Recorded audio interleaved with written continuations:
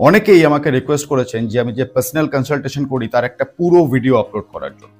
তো এই ভিডিওটা বেসিক্যালি সেই রিকোয়েস্ট রাখার জন্য। আর শুধু রিকোয়েস্ট রাখার জন্যই নয়, এই ভিডিওটা আপনার জীবনের যত বড়ই সমস্যা হোক না কেন, সেটাকে সহজ করে দেওয়ার মতো ক্ষমতা রাখে। 1 ঘন্টা সময় লাগবে তার জন্য। কিন্তু আমার রিকোয়েস্ট এই ভিডিওটাকে ফাঁকা সময়ে দেখতে, অর্থাৎ আপনি যখন ফাঁকা সময়ে রয়েছেন সেই সময় দেখতে, তাতে রেজাল্ট আরো ভালো হবে। সুতরাং এখন যদি আপনি বিজি রয়েছেন, ভিডিওটাকে কোথাও শেয়ার বা সেভ করে রাখুন ফাঁকা সময়ে দেখার জন্য।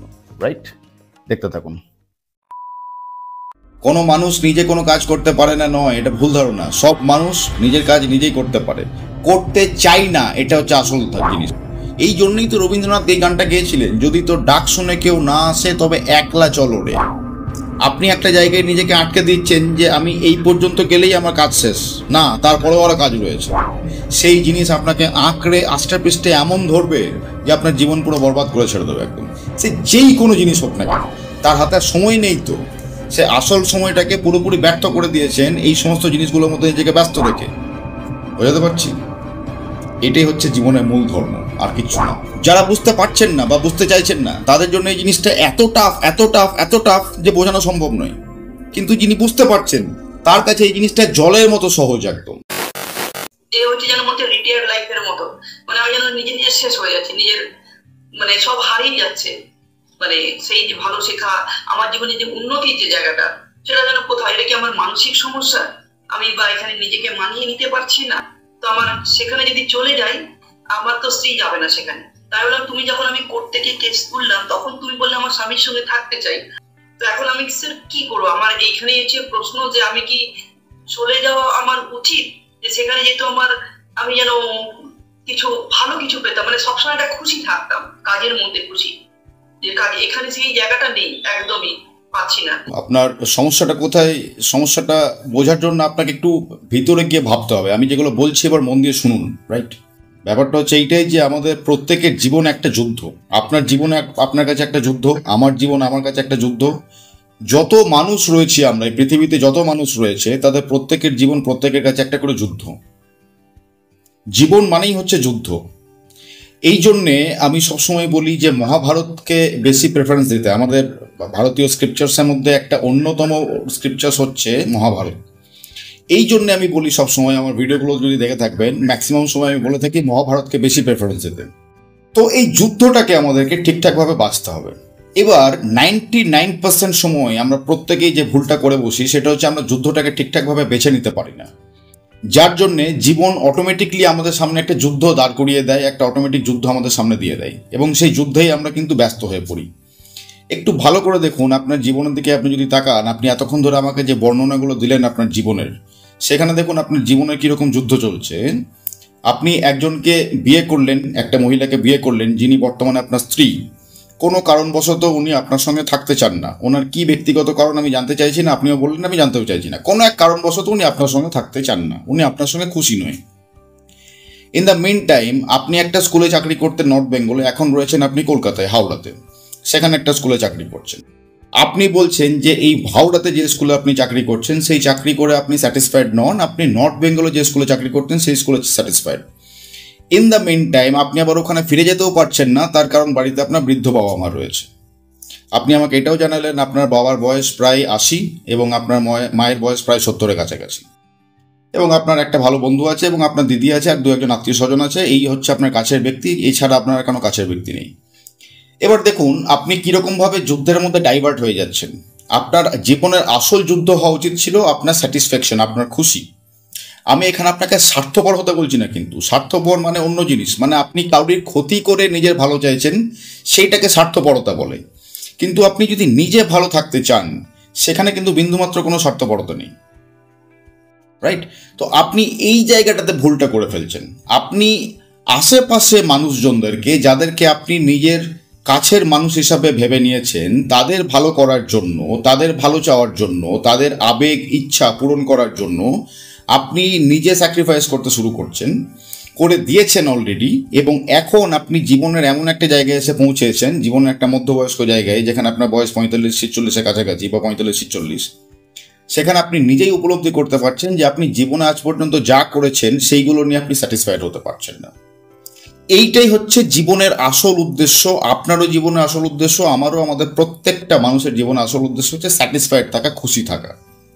আমি আবার আপনাকে মনে করিয়ে দিই, এখানে কোনো রকম কোনো স্বার্থপরতা বিন্দুমাত্র নেই। কারণ কোনো মানুষের দায়িত্ব কোনো মানুষ নিতে পারে না। আপনি না কারোর দায়িত্ব নিতে পারবেন না, অন্য কেউ আপনার দায়িত্ব নিতে পারবেন, এটা সম্ভব নয়। আপাত দৃষ্টিতে দেখে মনে হচ্ছে যে আমি আমার স্ত্রীর দায়িত্ব নেব, আমার পুত্র বা সন্তান বা আমার কন্যার দায়িত্ব আমি নেব, কিন্তু আলটিমেটলি দেখুন, আপনি কিন্তু আপনার পুত্র বা স্ত্রী কারোরই দায়িত্ব নিতে পারছেন না, চাইলেও নিতে পারবেন না, যতক্ষণ পর্যন্ত না তারা রাজি হচ্ছে। সুতরাং তারা রাজি কি হবে, তারা রাজি হবে কি হবে না, সেটা ডিপেন্ড করছে তাদের উপরে, এটা কিন্তু আপনার হাতে নেই। তাহলে বোঝানোর আমি যেটা বোঝানোর চেষ্টা করছি সে একটু মন দিয়ে বোঝার চেষ্টা করুন। আপনি এমন একটা জিনিস করতে চলেছেন বা এমন একটা জিনিস করতে চাইছেন যেটা আপনার হাতে বা আপনার আয়ত্তের মধ্যে নেই। এইখানেই আমরা প্রত্যেকে ভুলটা করে বসি। সবাইকে খুশি করতে যাচ্ছি, আমি নিজের খুশিটা মানে বিসর্জন দিয়ে সবাইকে খুশি রাখার চেষ্টা করছি। এটাই তো হয়ে যাচ্ছে সমস্যা। আপনি সবাইকে খুশি করতে যাচ্ছেন আপনার কোনো অ্যাক্টিভিটি দিয়ে, এবার তারা যে খুশি হবে কি হবে না সেটা ডিপেন্ড করছে তাদের ওপর। আমি বোঝাতে পারছি জিনিসটা আপনাকে, ভুলটা কোথায় হচ্ছে। আপনি ধরুন চাইছেন যে আপনার ওয়াইফকে আপনি কাছে রাখতে, তাহলে আপনি ভাবছেন যে আপনার ওয়াইফ খুশি হয়ে যাবে। আপনি চাইছেন যেরকম ভাবে আপনার মেয়েকে বা ছেলেকে সেরকম ভাবে বড় করতে, তাহলে আপনি ভাবছেন যে আপনার মেয়ে বা ছেলে স্যাটিসফাইড হয়ে যাবে। আপনি ভাবছেন যে আপনি আপনার বাবা মায়ের কাছে বা আপনার কাছের প্রিয়জনদের কাছে থাকলে তারা খুশি হয়ে যাবে বা স্যাটিসফাইড হয়ে যাবে।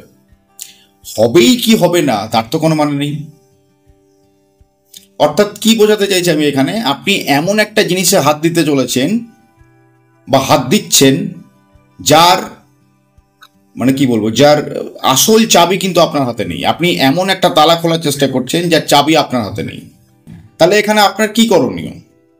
আপনার এখানে একটা জিনিসই করণীয়, সেটা হচ্ছে আপনি নিজেকে খুশি রাখুন, আপনি নিজেকে স্যাটিসফাইড রাখুন, আপনি নিজে ভালো থাকুন। এবং এই যে আপনি নিজেকে স্যাটিসফাইড রাখছেন, নিজেকে খুশি রাখছেন, নিজেকে ভালো রাখছেন, এখানে কিন্তু দেখুন আপনি ভালো করে ভেবে আপনি কিন্তু কারোর কোনো ক্ষতি করছেন না।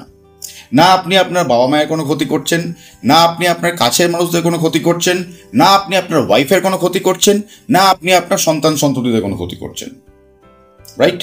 তাদের যেগুলো প্রয়োজন সেগুলো আপনি মিটিয়ে দিন, যতটা আপনার হাতের মধ্যে রয়েছে। যতটা আপনার হাতের মধ্যে নেই তো সেখানে আপনার কিছু করার নেই।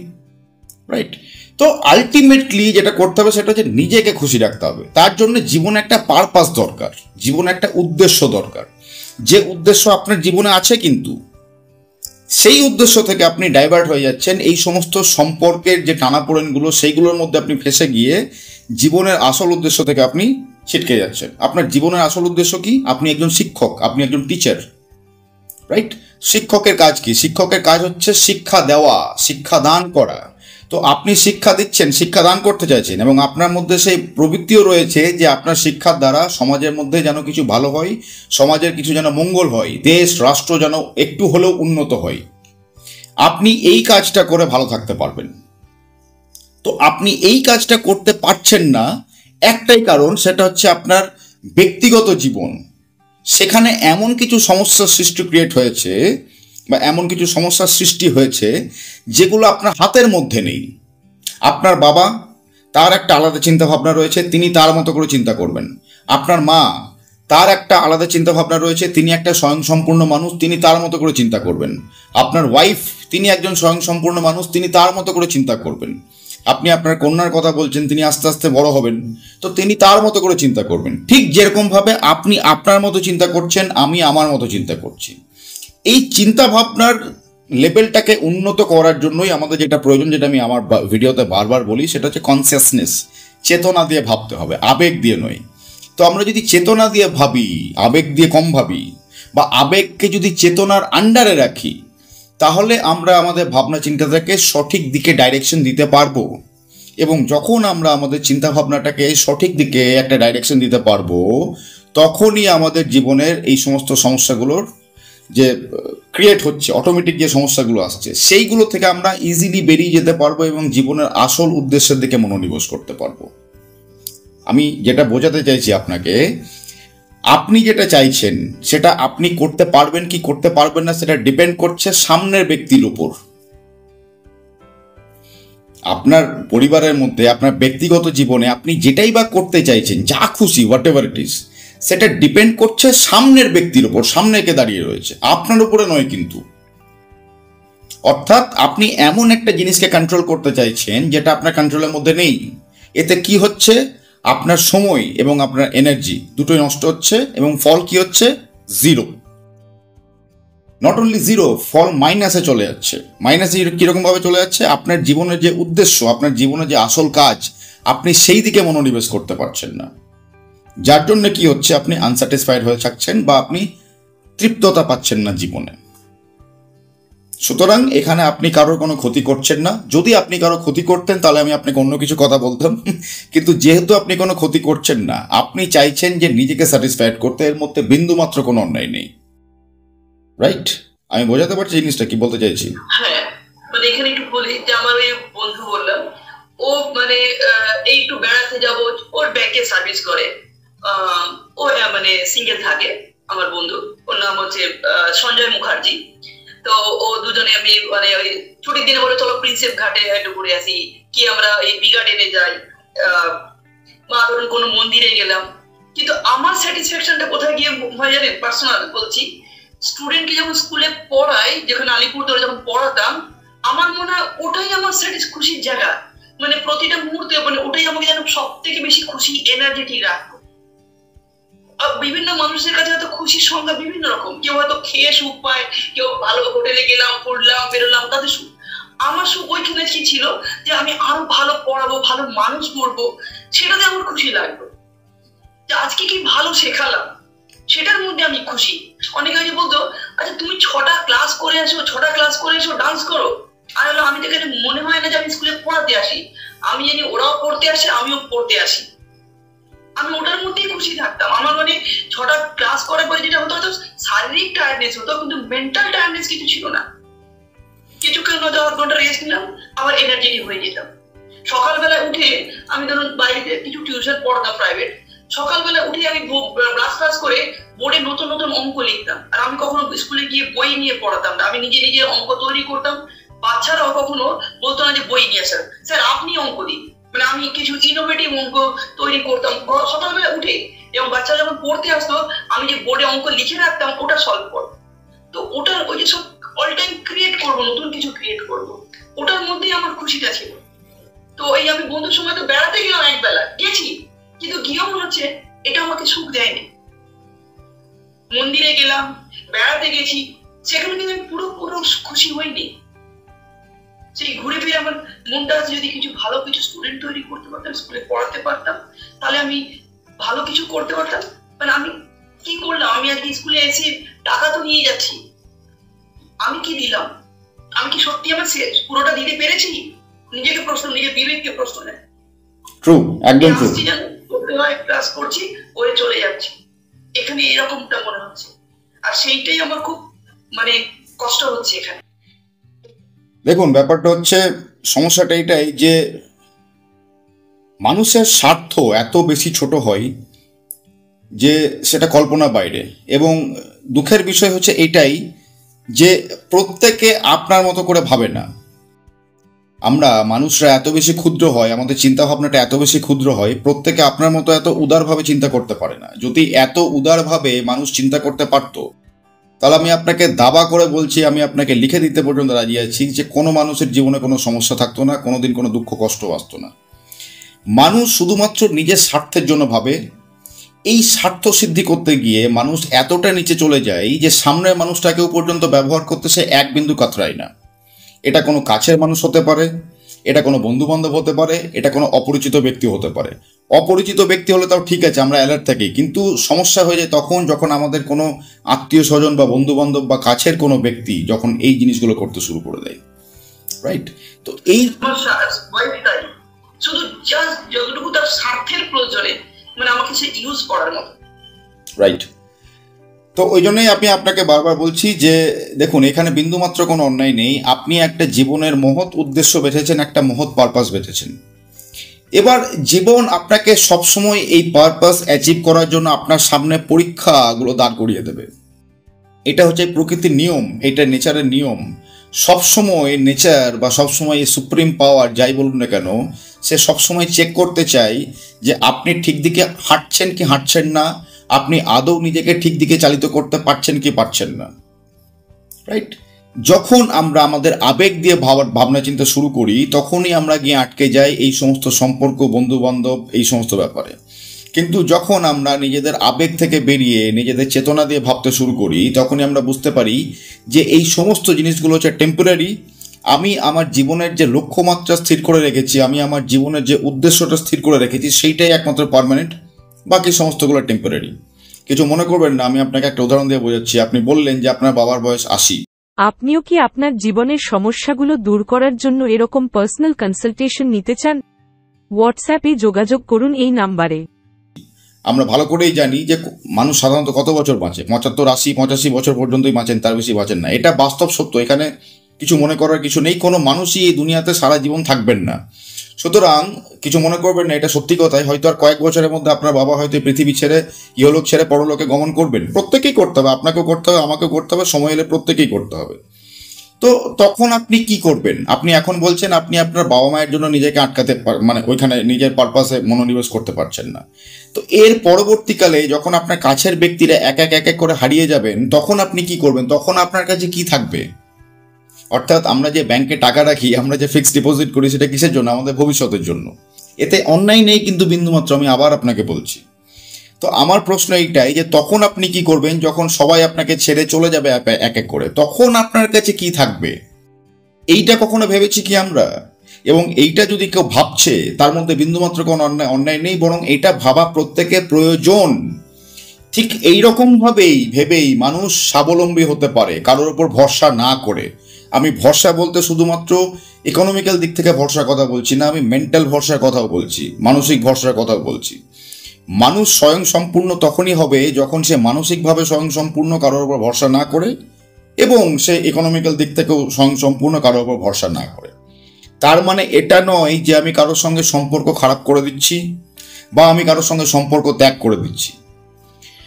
আমি আমার জীবনকে ঠিকঠাকভাবে নিয়ে যাওয়ার জন্য, জীবনের উদ্দেশ্যে চলার জন্য, জীবনে একটা অ্যাচিভমেন্ট পাওয়ার জন্য আমি একটা সঠিক রাস্তায় হাঁটছি, এবং এখানে আমার বিন্দুমাত্র কোনো অন্যায় নেই। এবার এই সঠিক রাস্তায় হাঁটার জন্য কোনো ব্যক্তি যদি আমাকে বাধা দিচ্ছে, তাহলে আমি তাকে 2 বার 3 বার 4 বার 5 বার বোঝাবো। যদি তারপরেও সেই ব্যক্তি বুঝতে না চায়, তাহলে উচিত সেই ব্যক্তির সঙ্গ ত্যাগ করে দেওয়া, সে যেই হোক না কেন। শ্রীকৃষ্ণ অ্যাকচুয়ালি এই জিনিসটাই করেছিলেন। শ্রীকৃষ্ণ কিন্তু কৌরবদেরকে, মানে দুর্যোধনকে বোঝাতে গিয়েছিলেন বহুবার, শেষ পর্যন্ত জোরহাত করে শান্তিদূত হয়ে বোঝাতে গিয়েছিলেন। কিন্তু দুর্যোধন যদি বুঝতে না চায়, তাহলে কি করার আছে এখানে? বোঝাতে পারছি জিনিসটা আপনাকে? আমার স্ত্রীকে বললাম যে ওই আমি তাকে নিয়ে যাওয়ার কথা, আমি সঙ্গে নিয়ে যেতে চাইলাম, যে তুমি শুধু আমার পাশে একটু সাহায্য করো পড়াশোনার কাজে, আর কিছু কাজে না, শুধু পড়াশোনার সাপোর্ট দেবে। কিন্তু সে যাবে না। ঠিক আছে, যাবে না, তো আমাকে একাই যেতে হবে, গেলে আমাকে একাই। তো এইখানে গেলে কি আমাকে আবার সেখানে কি একাকিত্ব গ্রাস করবে? দেখুন, একাকিত্ব গ্রাস কখন করে মানুষকে? একাকিত্ব মানুষকে তখনই গ্রাস করে যখন মানুষ তার লক্ষ্যমাত্রা থেকে সরে যায়। যখন আপনি আপনার লক্ষ্যমাত্রা থেকে একটুখানি হলেও সরে যাবেন, তখনই কিন্তু আপনাকে আপনার একাকিত্ব গ্রাস করে নেবে। লাইফের পারপাস এরকম টাইপের নয়, হবির মতো নয় যে আমি দিনে 2 ঘন্টা 4 ঘন্টা 5 ঘন্টা 6 ঘন্টা প্র্যাকটিস করব বা তার মধ্যে থাকবো এবং তারপরে সময়টুকু আমি সেখান থেকে বেরিয়ে চলে আসবো। লাইফের পারপাস আপনার ব্রেনের মধ্যে সবসময় চলতে থাকবে। যখনই আপনার সেখান থেকে আপনি নিজেকে ছুটি দিয়ে দেবেন, বা যখনই আপনার পারপাস থেকে আপনি একটু মাত্র সরে যাবেন, তখনই আপনাকে আপনার একাকিত্ব গ্রাস করবে। দুর্যোধন বলতে এখানে আমি এরকম বোঝাচ্ছি না যে দুর্যোধন মানে কোনো পার্টিকুলার ব্যক্তি, বা দুর্যোধন মানে ওরকম টাইপের রাক্ষসের মতো দেখতে, না, এরকম টাইপের নয়।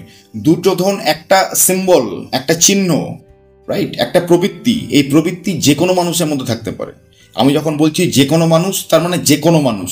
আমার পাশের ব্যক্তি হতে পারে, আমার সামনের ব্যক্তি হতে পারে, আমার খুব কাছের ব্যক্তিও হতে পারে, রাইট।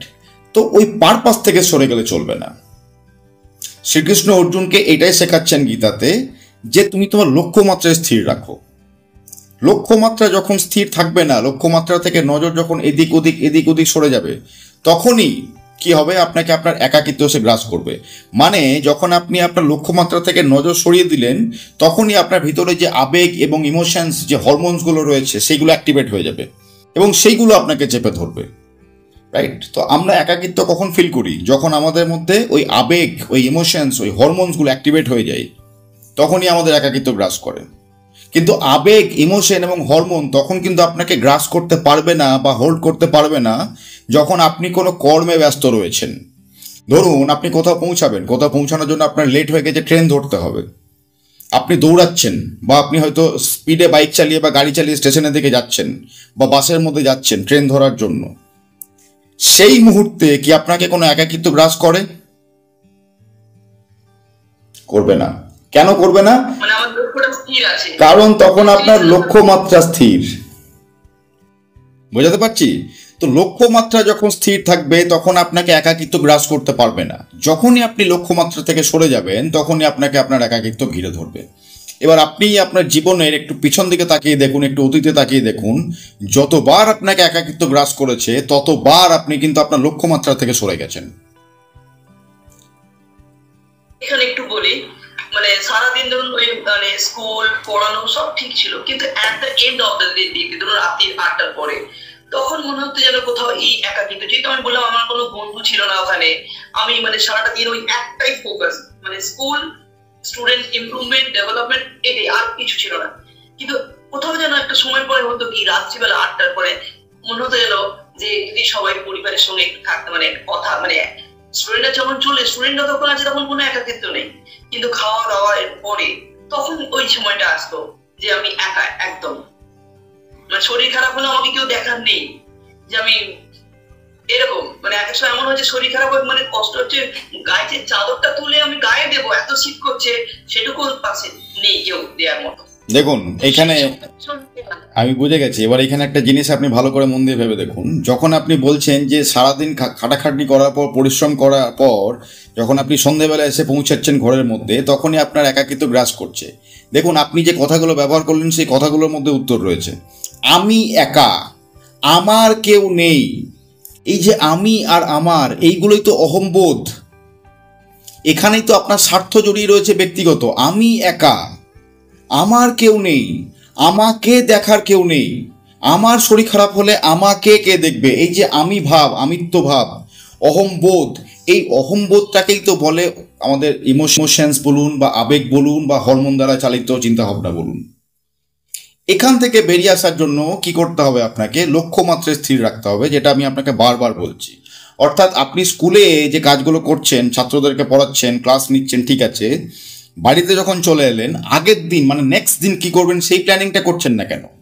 যদি সেই মুহূর্তে রাত্রেবেলায় বসে আপনি এটা ভাবেন যে পরের দিন আমি আরো বেটার কিভাবে করতে পারি, আজকে সারাদিন আমি কি কি করলাম আর আগামীকাল আমি আরো বেটার কিভাবে করতে পারি, তাহলে দেখুন আপনার ফোকাস কোন দিকে যাচ্ছে, আবার কিন্তু আপনার লক্ষ্যমাত্রার দিকে চলে যাচ্ছে, কর্মের দিকে চলে যাচ্ছে।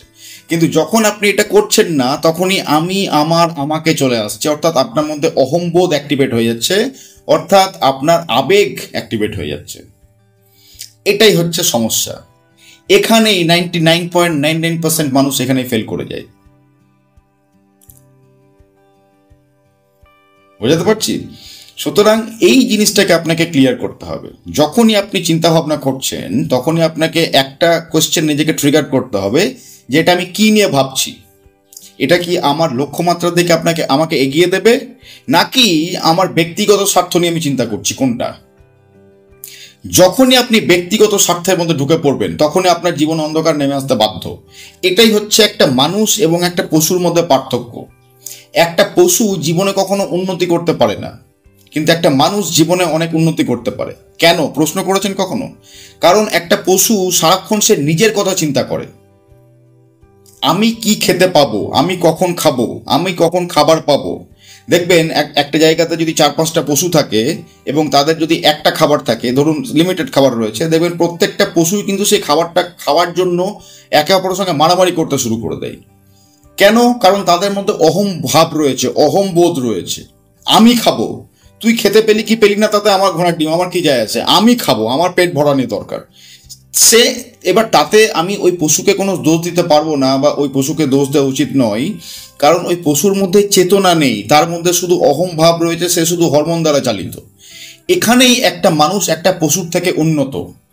আমরা ভাবতে পারি যে আমাকে শুধু পেট ভরালেই চলবে না, আমার জীবনের থেকেও আমাকে মুক্ত হতে হবে, আমি জন্মেছি মুক্ত হওয়ার জন্য।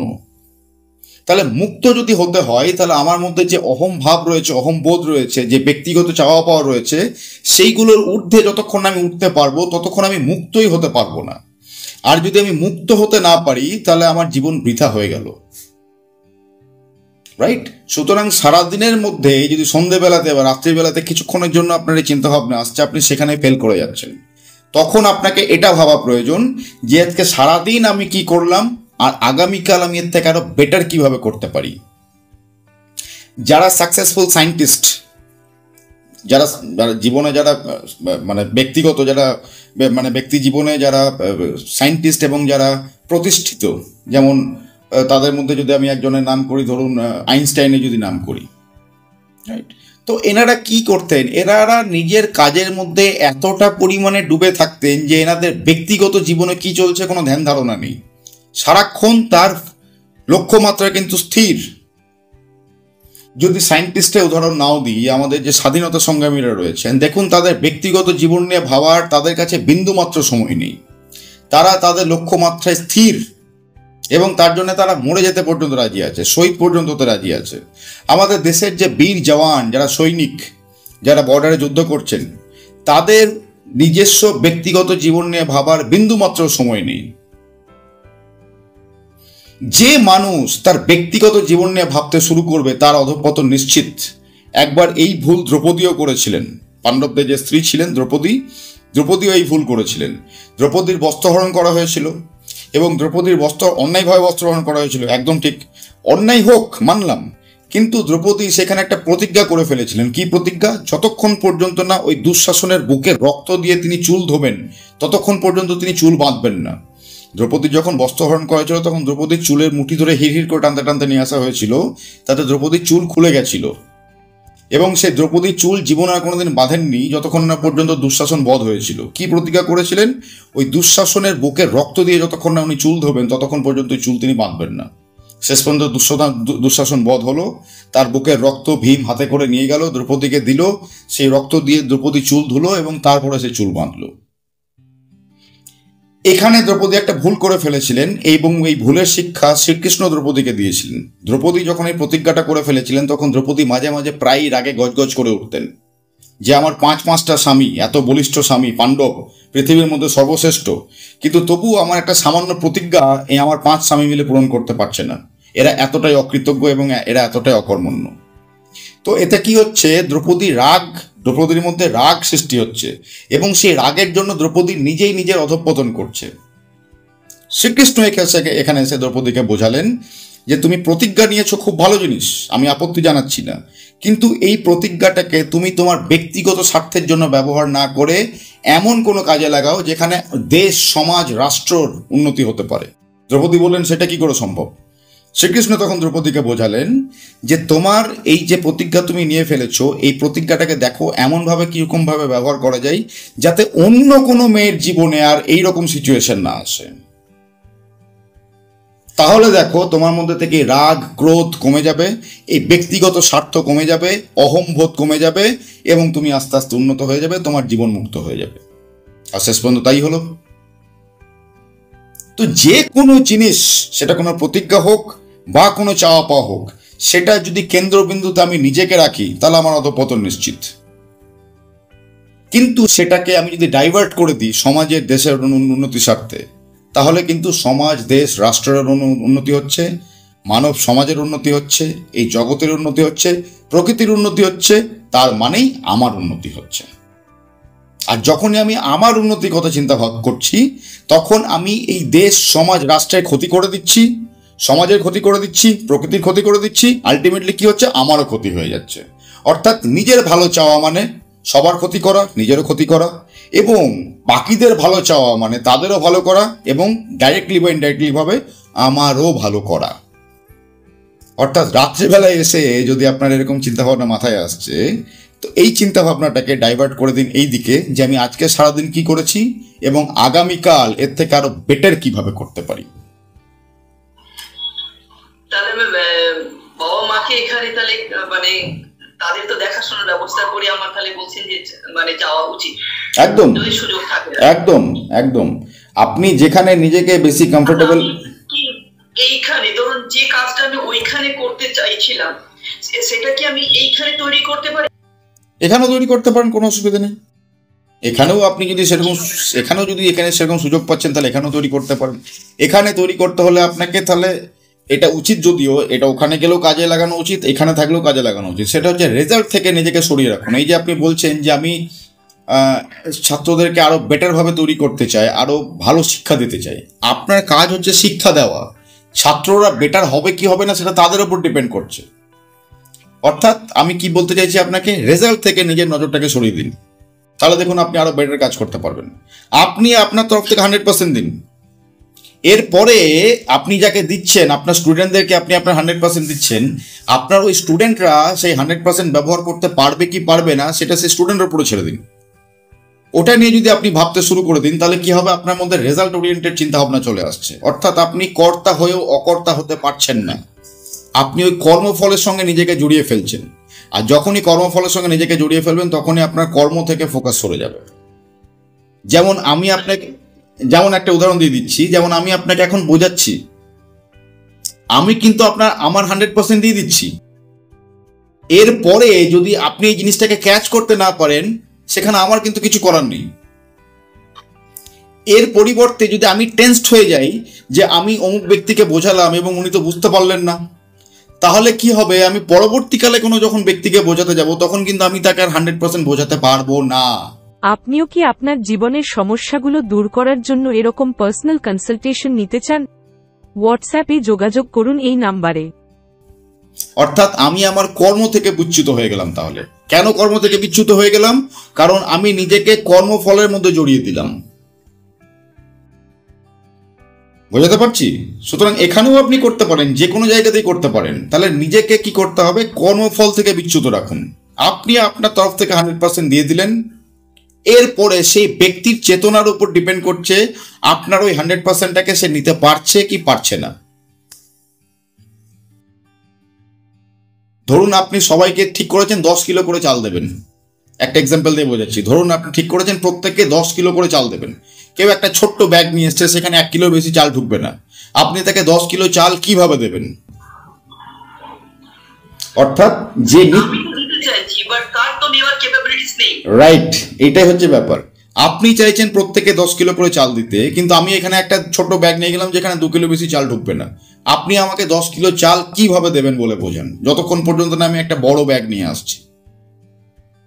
সুতরাং এখানে যদি আপনি টেন্সড হয়ে যান, এখানে যদি আপনি চিন্তিত হয়ে যান যে আমি তো কৌশিককে ভেবেছিলাম 10 কিলো চাল দেবো, কৌশিককে 10 কিলো চাল দিতে পারলাম না, আমি তো মাত্র 2 কিলোই চাল দিতে পারলাম, তাহলে এটা আমার দোষ। না, এখানে আপনার দোষ নয়, এখানে আমার দোষ। আমি ছোট ব্যাগ নিয়ে গেছিলাম, আমি নিতে পারিনি, এটা আমার দোষ। আপনি কিন্তু দিতে চেয়েছেন। সুতরাং এই থট প্রসেস যদি আপনি গ্রো করেন তাহলে আপনি উত্তরবঙ্গে থাকুন, দক্ষিণবঙ্গে থাকুন, জাপানে থাকুন, আসামে থাকুন, আর মঙ্গল গ্রহে থাকুন, কোনো আপত্তি নেই। আচ্ছা, তাহলে আপনি বলছেন যে আমি যে ভাবনায় আমি সেখানে আমি পড়তাম, সেটা আমি এখানে সেই এনভায়রনমেন্টটা হয়তো খুঁজে পাচ্ছি না কেন?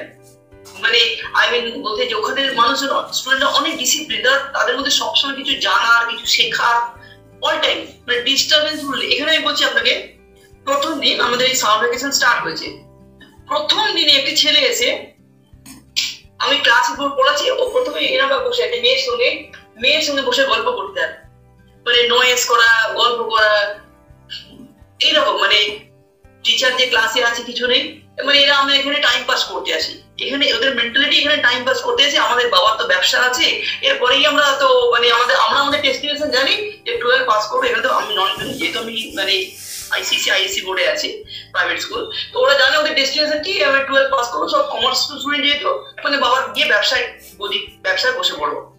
তো এদের তো মানে আমি একটি বাচ্চা বাদে, একটি কি হয়তো 2টি বাচ্চা বাদে আর তাদের মধ্যে কোনো গোল কিছু নেই। তো তো ন্যাচারালি তাদের যেহেতু কোনো জীবনের পারপাস মানে তাদের নিজস্ব কোনো গোল নেই, আমি জিজ্ঞেস করি তোমাদের কোনো কি হতে চাও, কোনো গোল নেই। যেহেতু তাদের গোল ঠিক নেই, তার মানে ওদের অ্যাকশন গুলো কোনো ঠিকঠাক নেই। সো ক্লাসে বসে সবসময় এ ওর সঙ্গে গল্প করছে, এ উঠছে, মেয়েদের সঙ্গে গল্প করছে, মেয়েরাও গল্প করছে, ওই করছে। সো আমি তখন মনে হয় আমি কি করতে এসেছি এখানে। ব্যাপারটা এরকম করে ভাববে, বলি আপনাকে এরকম করে এখানে আমার সব থেকে বড় কষ্টের জায়গা, এখানটা কি করে ওভারকাম। আমি বলে দিচ্ছি আপনাকে আপনার ভাবনা চিন্তাটাকে একটু ডাইভার্ট করতে হবে, কিরকম ভাবে ডাইভার্ট করতে হবে। দেখুন, আপনি যেটা বললেন সেখানে পরিষ্কারভাবে স্পষ্টভাবে এটা বোঝা যাচ্ছে যে আপনি চাইছেন যে একটা এরকম সিচুয়েশন যেখানে আপনি আপনার কাজ ঠিকঠাকভাবে করতে পারেন। অর্থাৎ আবার কিন্তু আপনি পরিস্থিতির ওপর ডিপেন্ড করতে শুরু করে দিচ্ছেন। পরিস্থিতি কিন্তু আপনার হাতের বাইরেও চলে যেতে পারে।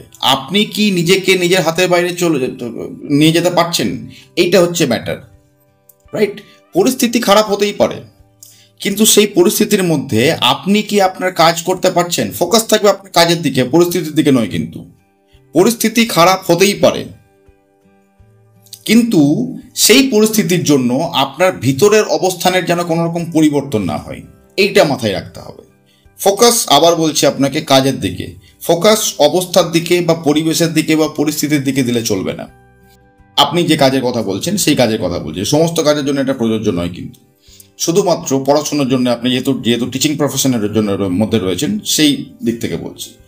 এবার স্টুডেন্টরা যদি আপনার কথা না শুনছে বা তাদের মধ্যে যদি সেরকম কোনো গোল নেই, সেরকম যদি এম নেই, আপনি ভাবুন যে কীরকমভাবে বোঝালে বা কীরকমভাবে পড়ালে তাদের মধ্যে ধীরে ধীরে ধীরে ধীরে এই এম বা গোল জিনিসটা নিজেদের মধ্যে গ্রো করতে পারবে তারা।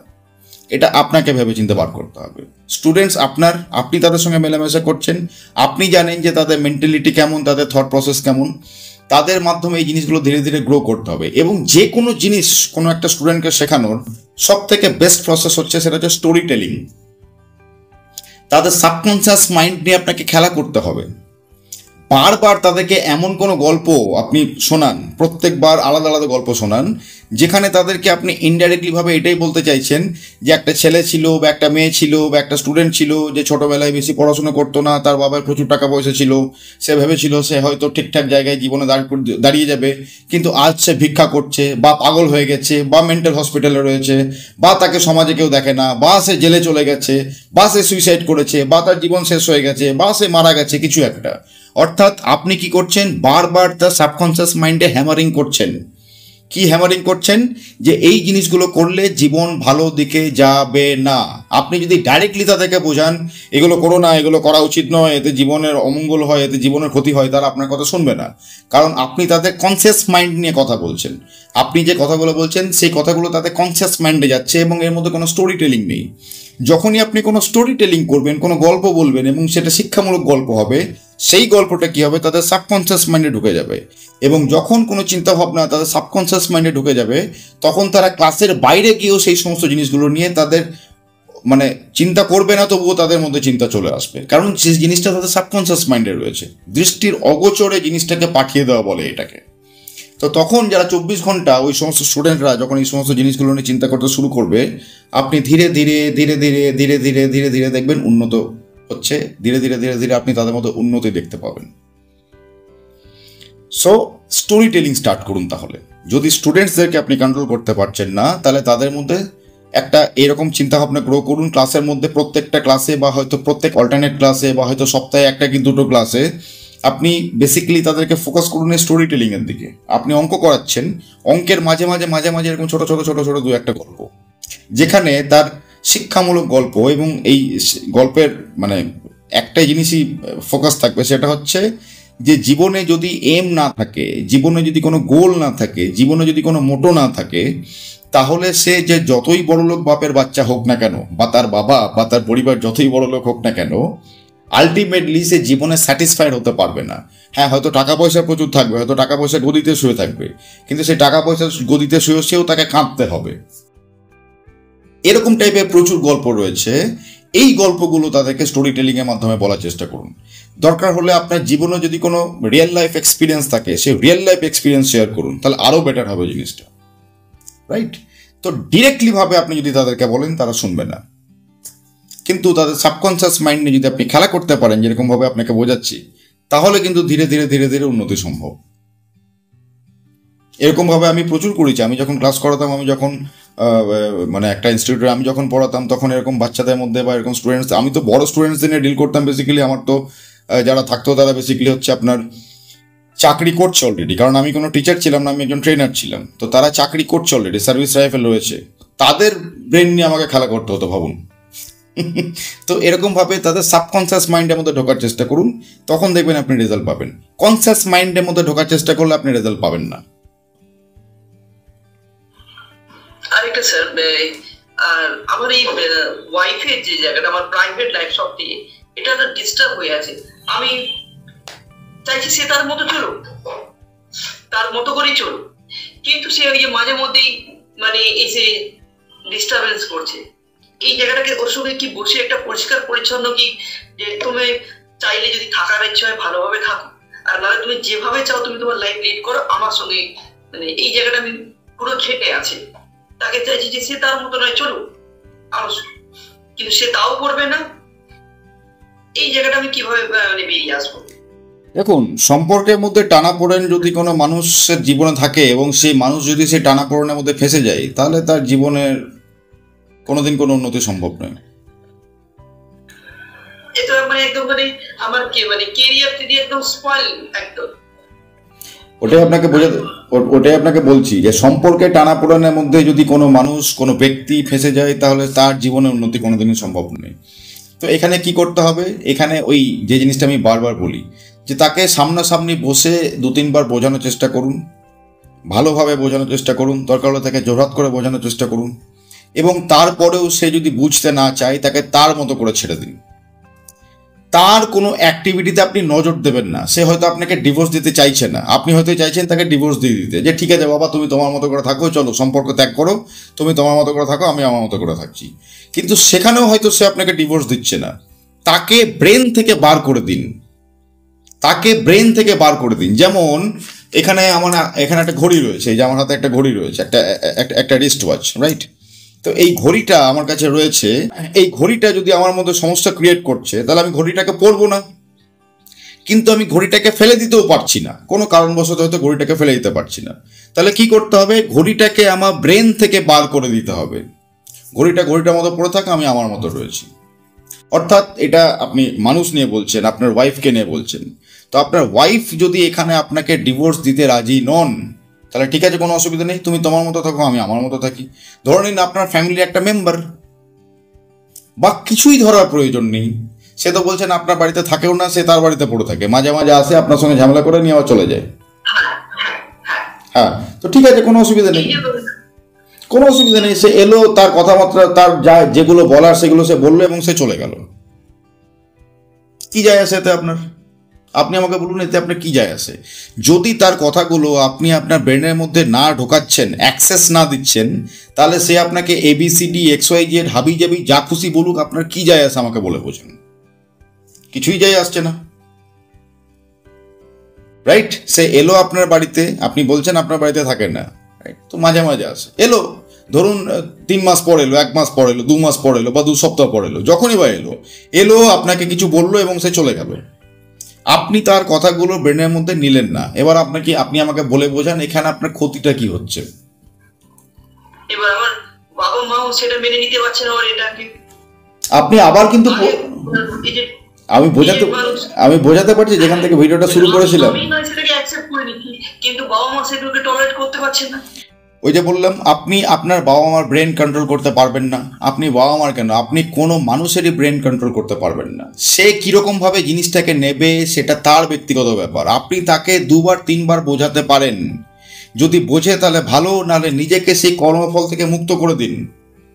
আমি বাপু 2-3 বার বুঝিয়েছি, সে বুঝতে চাইনি বা বুঝতে পারেনি, what ever it is, I don't know, কিন্তু আমার পক্ষে আর বোঝানো সম্ভব নয়। আমি আমার কাজের দিকে ফোকাস রাখবো। ফোকাস কোন দিকে? কাজ, কর্ম। ফোকাস শুধুমাত্র কর্ম, একদম ডট পিন পয়েন্ট ফোকাস। বাকি আশেপাশে চিৎকার চেঁচামেচি, শোরগোল, হই হট্টগোল হচ্ছে, আমি 2-3 বার চেষ্টা করলাম সেই শোরগোল, হই হট্টগোল বন্ধ করার, যারা করছে তাদেরকে বোঝানোর চেষ্টা করলাম, কিন্তু তারা যদি সেই শোরগোল, হই হট্টগোল বন্ধ না করে, এখানে আমি কি করতে পারি আমাকে বলে বোঝান। আমি এখানে একটা এক্সাম্পল দিই সবসময় এই জিনিসটার, এই যে এয়ার প্লাগ,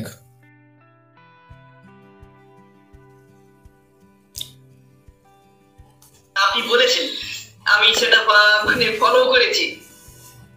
রাইট? তো যখন আমি কিছু করতে পারছি না তখন আমি আমার কান বন্ধ করে দেবো।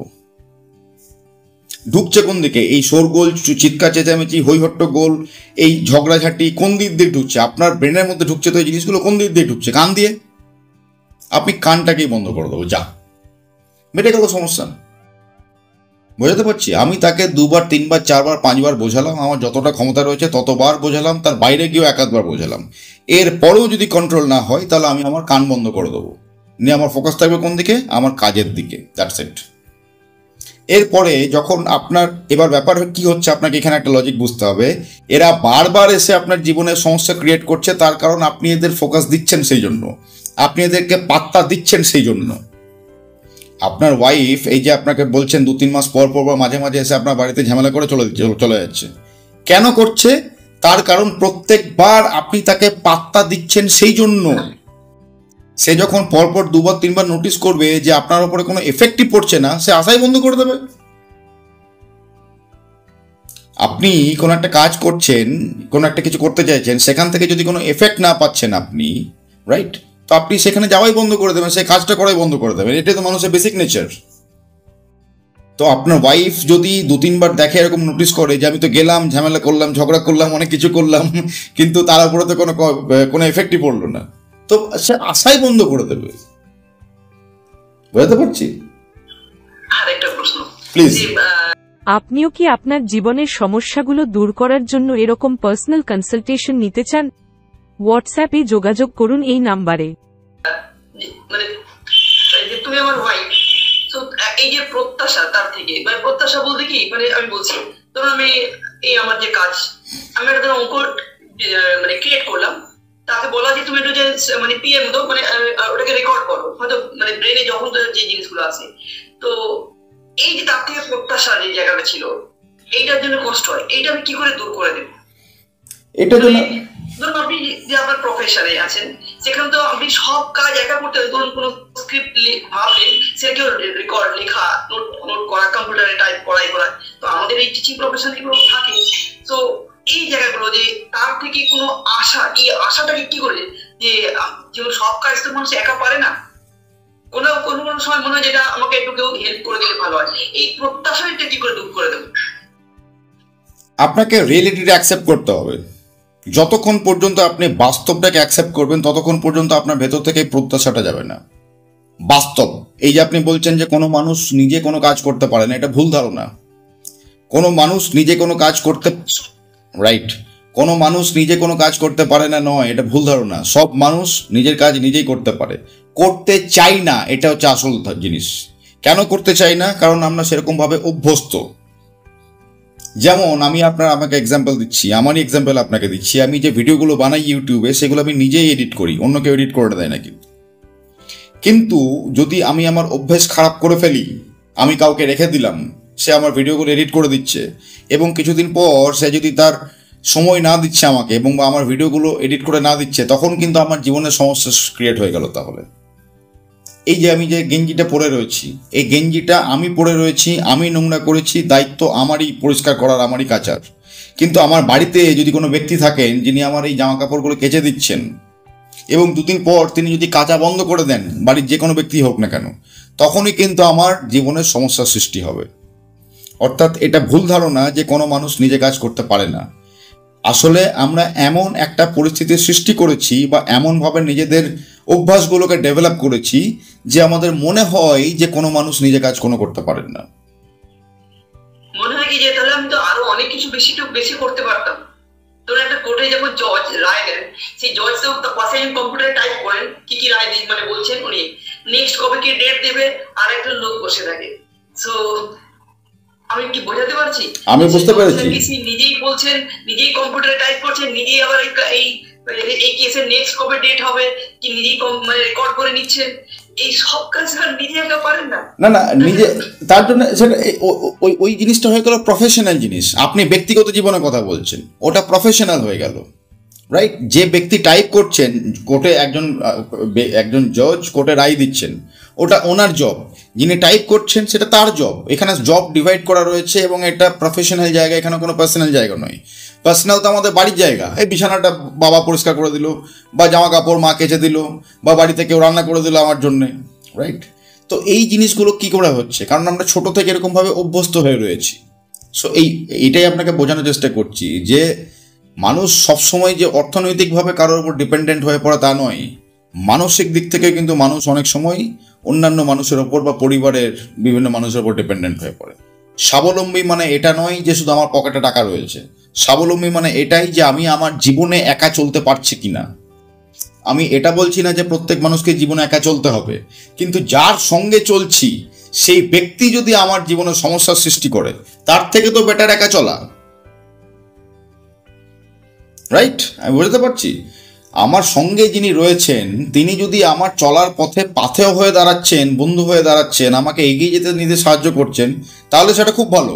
কিন্তু সেই ব্যক্তি যদি আমাকে আমারই পথে বাধা দিচ্ছে এগিয়ে যেতে, আমার জীবনে সমস্যার সৃষ্টি করছে, ব্রেনের মধ্যে আরও বেশি ঝগড়া ঝামেলা ভরে দিচ্ছে বা অশান্তির সৃষ্টি করছে, তাহলে তো বেটার সেই সমস্ত ব্যক্তি না থাকা, আমি একাই চলবো।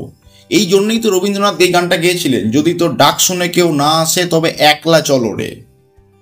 রবীন্দ্রনাথ কি থেমে যেতে বলছেন এখানে? না, থেমে যেতে বলছেন না। রবীন্দ্রনাথ কি বলছেন? ডাকো, তাকে ডাকো, কিন্তু যদি সে তোমার ডাক শুনে না আসে তাহলে একলা চলো, কিন্তু থেমে যেও না। বুঝতে পারছি তো? এখানে যদি তিনি আপনার ডাক শুনে আপনার পথে না আসছেন, তাহলে আপনি একলা চলুন, কোনো অসুবিধা নেই। এখানে ব্যাপারটা হচ্ছে প্রত্যাশা। ওই যে প্রত্যাশা, আমি তার কাছ থেকে কিছু একটা বেনিফিট পাবো, এই বেনিফিট থেকে বেরিয়ে আসতে হবে। বুঝতে পারছি? এই অতীত কি বলছে যে ভুলে যেতে, যতই মানে মধুর স্মৃতি থাক ভুলে যেতে বলছে, স্টে ইন প্রেজেন্ট, বর্তমানে থাকতে বলছে। কিন্তু এই বর্তমান ছেড়ে কেন আমি এই অতীতে চলে যাচ্ছি মাঝে মধ্যে? বর্তমান ছেড়ে অতীতে চলে যাওয়ার তার কারণ হচ্ছে আপনার কাছে বর্তমানে করার মতো কোনো সার্থক কাজ নেই। যখন আমাদের কাছে করার মতো কোনো কাজ না থাকে, তখন আমরা কি করি? বলুন কি করি? বিকর্ম করি। এটাই হচ্ছে আসল ব্যাপার। তো যখন আমাদের কাছে করার মতো কোনো কাজ থাকে না, তখন আমরা এদিক সেদিক, ফিউচার, পাস্ট, আশেপাশের সমস্ত জিনিস নিয়ে ব্যস্ত হয়ে পড়ি। যদি আমাদের কাছে করার মতো কোনো কাজ থাকে তাহলে আশেপাশে নজর যাওয়ার কথা নয়, কিন্তু আশেপাশের দিকে নজর চলে যায় কেন? তার কারণ আমাদের কাছে করার মতো এই মুহূর্তে এখন কিছু নেই। যদি আমাদের কাছে করার মতো কিছু থাকে তাহলে নজর কিভাবে যাবে আমাকে বলে বোঝান? সম্ভব? সম্ভব নয়। মানে এখানে বলছেন যে আমার সেইভাবে সার্থক কাজ করার মতো আমি কিছু পাচ্ছি না বলেই আমার আগের মানে অতীতের কথাগুলো মনে পড়ে। আপনি যে কাজটা করছেন সেই কাজে আপনার করণীয় আরো অনেক কিছু রয়েছে, কিন্তু আপনি একটা জায়গায় নিজেকে আটকে দিচ্ছেন যে আমি এই পর্যন্ত গেলেই আমার কাজ শেষ, না, তারপরেও আরো কাজ রয়েছে। তো আপনি সেই দিকে যাচ্ছেন না কেন? সেই দিকে না গিয়ে আমরা কি করি? আমরা উল্টো পাল্টা দিকে চলে যাচ্ছি, আমাদের অতীতে চলে যাচ্ছি, আমাদের ভবিষ্যতে চলে যাচ্ছি, আশেপাশে লোকজন নিয়ে ভাবতে শুরু করে দিচ্ছি। আপনি ভাবছেন যে আপনার কাজ হচ্ছে স্টুডেন্ট তৈরি করা। আপনি এরকম কেন ভাবছেন না যে আপনি নিজে একটা স্কুল তৈরি করবেন পরবর্তীকালে? তাহলে ভাবুন আপনার কত কাজ বেড়ে গেল। তাহলে ভাবুন এবার আপনি ভাবছেন আপনি একজন শিক্ষক এবং আপনার কাজ হচ্ছে স্টুডেন্ট তৈরি করা, রাইট? তাদেরকে পড়াশোনা শিখিয়ে, তাদেরকে শিক্ষাদান দিয়ে, শিক্ষা দিয়ে স্টুডেন্ট তৈরি করা। আপনি এরকম কেন ভাবছেন না যে আজ থেকে 5 বছর পর, 10 বছর পর আপনার নিজের একটা স্কুল হবে, সেখানে আমি আরো বেটারভাবে নিজের ইচ্ছা মতো স্টুডেন্ট তৈরি করতে পারবো, যে স্টুডেন্টগুলো আমি এখন এই সমস্ত অন্যান্য স্কুলে পড়াশোনা করিয়ে করতে পারছি না, কারণ তাদের ম্যানেজমেন্টের একটা নিয়ম রয়েছে, আমি নিজেকে সেই নিয়মের বাইরে নিয়ে যেতে পারছি না। তাহলে আমি যদি আরো বেটার স্টুডেন্ট তৈরি করতে পারি বা করতে চাই, তাহলে আমার নিজস্ব একটা স্কুল থাকা প্রয়োজন। তা আপনার চিন্তা ভাবনা সেই দিকে যাচ্ছে না কেন? যদি আপনার চিন্তা সেই দিকে চলে যায়, তাহলে দেখুন আপনাকে আর আপনার অতীত নিয়ে কোনো ঝামেলা হবে, ব্রেনের মধ্যে অতীতের চিন্তা ভাবনা আসবে। তো সেটাই বলছি, আপনি একটা টার্গেট ফিক্স করে দিয়েছেন যে আমি এত দূরই যাব, এর বাইরে যাব না, কারণ আপনি চিন্তাই করছেন না কখনো সেরকম ভাবে। আর আমি কি বলছি, যেখানে আপনি টার্গেট ফিক্স করেছেন সেটা টার্গেট নয়, তার বাইরেও অনন্ত টার্গেট রয়েছে, সীমাহীন টার্গেট, যা শেষ পর্যন্ত আপনি কখনো পৌঁছাতেই পারবেন না। তার কিছু পার্সেন্টও যদি পৌঁছাতে পারি তাহলেই তো জীবন সার্থক। আপনার এজ এখন 45, আপনি এরকম কেন টার্গেট নিচ্ছেন না যে 50-52 বছর বয়সে গিয়ে আপনার নিজস্ব একটা স্কুল থাকবে? বুঝতে পারছি। এবং সেই স্কুলটা বাকি স্কুলের থেকে কিরকম আলাদা হবে, যে সমস্ত সমস্যাগুলো আপনি এত বছর শিক্ষকতা করে ফেস করেছেন সেই সমস্যাগুলোর সমাধান ওই স্কুলে থাকবে, যেটা আপনার স্কুল হবে। রাইট? তো টার্গেট কখনো একটা জায়গায় ফিক্স হতে পারে না। যে কাজ আমরা করছি সেই কাজের, যে কোনো কাজের অনন্ত টার্গেট রয়েছে, শুধু আমাদের থট প্রসেসটাকে আরো উন্মুক্ত করতে হবে এবং সেরকম করে ভাবনা চিন্তা করতে শিখতে হবে আমাদেরকে। কর্ম ছাড়া, একমাত্র কর্ম ছাড়া জীবনে আর কোনো কিছু জিনিস ফিক্স হতে পারে না। একমাত্র কর্মই হচ্ছে আপনার জীবনে, যে আপনাকে জীবনে আনন্দ দিতে পারে, স্যাটিসফ্যাকশন দিতে পারে, আপনাকে মুক্ত করতে পারে। বাকি কর্ম ছাড়া যখনই অন্য কোনো দিকে আপনি নজর দেবেন, সেই জিনিস আপনাকে আঁকড়ে আষ্টে পৃষ্ঠে এমন ধরবে যে আপনার জীবন পুরো বরবাদ করে ছেড়ে দেবে একদম, সে যেই কোনো জিনিস হোক না কেন। কিন্তু তার মানে আমি এটা বলছি না যে সম্পর্ক স্থাপন করা অন্যায়, না।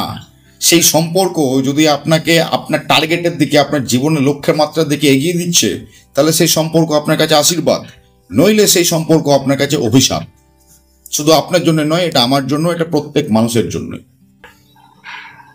মানে কর্মেই মুক্তি, মানে আমি একটা সেদিনে ইউটিউবে একটা রিল ছোট্ট পেলাম, যেখানে বলছে একজন অস্ট্রেলিয়ার নার্সের কথা বলছে। উনি বলছে যে এরকম নার্স অনেক মানে ডেথ বেড, একদম যখন এক্সট্রিম মৃত্যুশয্যায় মানুষ থাকে, তো বলছে তাদের যে মানে অভিজ্ঞতাগুলোকে, বলছে কি কি অভিজ্ঞতাগুলো তাদের, মানে তারা কি কি শেয়ার করে। তো বলছে যেন আপনি এমন কোনো কিছু যেন আক্ষেপ না থাকে জীবনে, যে আমি করতে পারলাম না, যে আমি এটা করতে চেয়েছিলাম। তাদের উনি ওপিনিয়ন গুলো নিয়েছেন এবং সেটাকে মানে লিখিত আকারে পরে ওটাই বই হয়। সো এবং পরবর্তীকালে এবং রিসার্চ যারা করেছেন তাদেরও একই বক্তব্য, যে এরকম আমরা মৃত্যুসজ্জায় গিয়ে যখন হয় যে আমরা কি করতে চেয়েছিলাম, এই পৃথিবীতে এসেছি কেন, যেটা আমার মধ্যে এই পৃথিবীতে এসেছি কি করতে, 4-5টা মানুষের যেন আমার একটু কিছু, আমি একটু ব্যতিক্রম। আমি বলি আমার সময় আমাদের অনেকে মেনে না, যে আমি কি করতে এসেছি, আমার আলটিমেট উদ্দেশ্য কি। আমি 5 জনের মতো মানে সংসার ওই থাকলাম, খেলাম, ঘুরলাম, এসে রাত্রে শুয়ে পড়লাম। আপনি হয়তো বললে বিশ্বাস করবেন না, আমার কাছে প্রচুর মানুষই তো প্রশ্ন নিয়ে আসেন। আমার কাছে অনেক মানুষ প্রশ্ন নিয়ে আসেন। আমার কাছে 70, 72, 75, 80 বছর বৃদ্ধ মানুষ বা বৃদ্ধা মানুষ পর্যন্ত আমার কাছে প্রশ্ন নিয়ে আসছেন, এবং তাদের প্রশ্নতে পরিষ্কার বোঝা যাচ্ছে যে তারা সারা জীবন কোনো সার্থক কাজ করতে পারেননি। সারা জীবন তারা এই সম্পর্ক, পরিবার, আত্মীয় স্বজন, ও কি ভাববে, ও কি করবে, আমার সম্বন্ধে ও কি ভাবছে, ওরা আমার জন্য কি করবে, এই জিনিসগুলো নিয়ে তারা সারা জীবন কাটিয়ে দিয়েছেন। আজ 70-72 বছর বয়সে এসে আমাকে জিজ্ঞেস করছেন যে আমি এত জায়গায় ফেঁসে রয়েছি, আমার জীবনে মানসিক শান্তি নেই, আমি কিচ্ছু করতে পারছি না, এবার আমি কি করব। এবার আপনি আমাকে বলে বোঝান, একজন 72-75 বছর বয়সী মানুষকে আমি কি বলবো তখন? তার হাতে সময় নেই, তো সে আসল সময়টাকে পুরোপুরি ব্যর্থ করে দিয়েছেন এই সমস্ত জিনিসগুলোর মধ্যে নিজেকে ব্যস্ত রেখে। নিজের জীবনে কোনো সার্থক কাজ তিনি বাছেননি, নিজের জীবনের জন্য কোনো সার্থক যুদ্ধ তিনি বাছেননি, তার জীবনে কোনোদিন কোনো উদ্দেশ্য ছিল না। শুধুমাত্র জীবন যে উদ্দেশ্যগুলো তাকে দিয়েছে, জীবন যে পরিস্থিতিগুলো দিয়েছে, সে সারা জীবন নিজেকে সেই পরিস্থিতির মধ্যে আটকে রেখেছে, তার বাইরে গিয়ে সে কখনো ভাবেনি। অর্থাৎ তার চেতনার জীবনে কোনোদিন বিকাশ হয়নি, অথচ ওনার বয়স 75। এবার উনি বুঝতে পারছেন যে কি করবেন, বা প্রশ্ন যাচ্ছে মনের মধ্যে কি করবেন, এবং সেই প্রশ্ন আমাকে করছেন। এবার তো সেটা করতে গেলে সময় লাগবে। আমি তাকে কি দেবো বলবো? এবার আমি যখনই তাকে কিছু বলতে যাচ্ছি তখন উনি বলছেন, আরে কৌশিক বাবু, আপনি যা বলছেন সে তো অনেক সময় লাগবে, আমার হাতে তো সময় নেই। এবার আমি তাকে কি বোঝাবো? কিন্তু আপনার হাতে সেই সময়টা আছে এখনো। ওই জন্যই যে আমার প্রকৃতিকে, আমার সোসাইটিকে কি ফিরিয়ে দিলাম। আমার তো দায়িত্ব আছে, আমি তো শুধু নিয়ে গেছি এতদিন, আমারও তো দায়িত্ব আছে ফিরিয়ে দেওয়া। রাইট। আমার জীবন। তো এই যে আমি বারবার বলছি, কর্মের মধ্যে নিজেকে ব্যস্ত রাখুন, কর্মের মধ্যে যেন ফোকাস রাখুন। এই কর্মই হচ্ছে ধর্ম। হ্যাঁ, এটা আগে ফিল করি যে কর্মেই মুক্তি। এই কর্মই ধর্ম, এই কর্মই ধর্ম, এই কর্মই পূজা, এই কর্মই যজ্ঞ, অন্য কিচ্ছু না।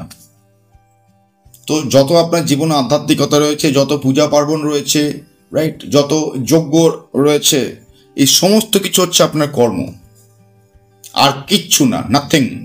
বাকি জিনিসগুলো যদি আপনার কর্মে সহায়ক হচ্ছে তাহলে সেগুলো আপনার জন্য আশীর্বাদ, আর যদি সহায়ক না হচ্ছে সেগুলো অভিশাপ। সেগুলোকে ত্যাগ করতে শিখুন। কান বন্ধ করে দিন, চোখ বন্ধ করে দিন, ফোকাস শুধুমাত্র কর্মের দিকে, দ্যাটস ইট। আমি কারোর কোনো ক্ষতি করছি না। আমি কি করছি? আমি শুধু আমার কাজ করছি। এবার আমার কাজে যদি কেউ আমাকে বাধা দিতে আসছে, আমি তাকে 2বার 3বার 4বার জোরহাত করে বোঝাচ্ছি, তারপরেও যদি সে বুঝতে না পারে, তাহলে আমাকে আমার কান বন্ধ করা ছাড়া অন্য কোনো উপায় নেই। যদি আমি আমার কান বন্ধ না করে তার কথাতে মজে যাই, বা যদি তার দিকে ফোকাস দিয়ে দিই, তাহলে কি হলো? আমার কর্ম থেকে ফোকাস সরে গেল ওইদিকে। আর কর্ম থেকে ফোকাস সরে গেল মানেই কি হলো? আমি আমার জীবনের উদ্দেশ্য থেকে বিচ্যুত হয়ে গেলাম। আর যখনই জীবনের উদ্দেশ্য থেকে বিচ্যুত হয়ে যাব, তখনই আমার মধ্যে যে আবেগ রয়েছে, যে অনুভূতি রয়েছে, যে ইমোশনস রয়েছে, যে হরমোনস রয়েছে, যে অহম ভাব রয়েছে, সেটা আমাকে এমনভাবে আঁকড়ে ধরবে আষ্টে পৃষ্ঠে, আমার জীবন শেষ করে ছেড়ে দেবো, একদম কিচ্ছু করার নেই।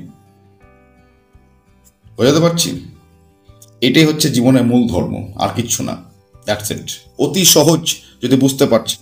আর যদি বুঝতে না পারছেন, অনেকে থাকে, অনেকে সবকিছু ঘুরে আমার একটাই যেন আমার কর্ম, আমার ফোকাস ওইখানে।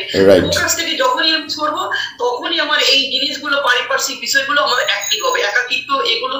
বাট আমি যদি কর্ম আমার ফোকাস থাকে, ওইটা যদি একটা নির্দিষ্ট থাকে, তাহলে এই বাকি জিনিস কোনোভাবে আমার ওপর প্রভাব বিস্তার করতে পারবে না। as simple as that। আর কোথাও একাকিত্বের কোনো জায়গাই নেই, তো একাকিত্ব আসতেই পারবে না। একদমই তাই। তো এই জিনিসটা অনেকে বুঝতে পারেন না। যারা বুঝতে পারছেন না বা বুঝতে চাইছেন না, তাদের জন্য এই জিনিসটা এত টাফ, এত টাফ, এত টাফ যে বোঝানো সম্ভব নয়। কিন্তু যিনি বুঝতে পারছেন, তার কাছে এই জিনিসটা জলের মতো সহজ, একদম একদম।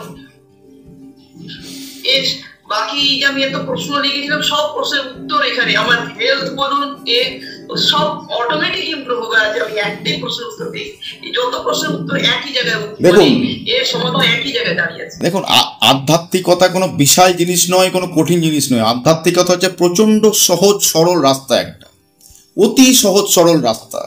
যারা বুঝতে পারেন তাদের কাছে এটা এত সহজ যে বলার নয়, কিন্তু যারা বুঝতে পারেন না তাদের কাছে এত কঠিন, সেটাও বলার নয়।